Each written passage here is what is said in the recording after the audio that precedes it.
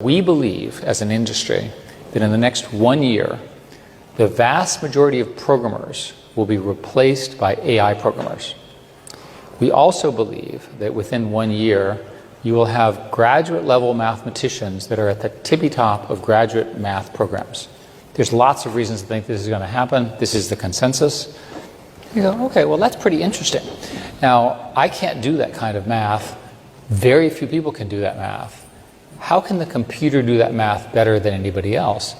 To some degree, it's because math has a simpler language than human language. What happens when every single one of us has the equivalent of the smartest human on every problem in our pocket? So it means you have the best architect when you have an architecture problem.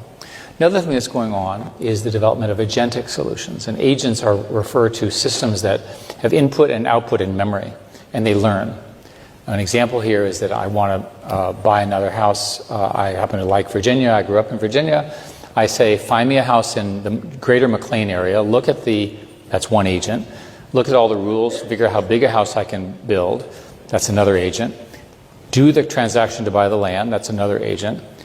Design the house with a human architect, right? But sort of ignore them for most of the thing, but they have to sign it off. And then I approve it, and then find the contractor, right? Hire the contractor, pay the bills, and at the end, sue the contractor for lack of performance. Okay? Now, I just gave you the stupidest possible explanation. I just described every business process, every government process, and every sort of academic process in our nation.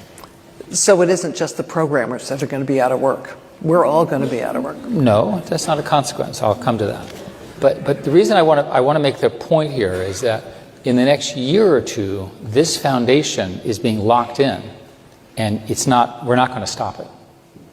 It gets much more interesting after that. Because remember, the computers are now doing self-improvement.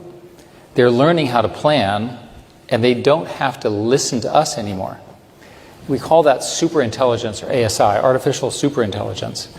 And this is the theory that there will be computers that are smarter than the sum of humans. The San Francisco consensus is this occurs within 6 years.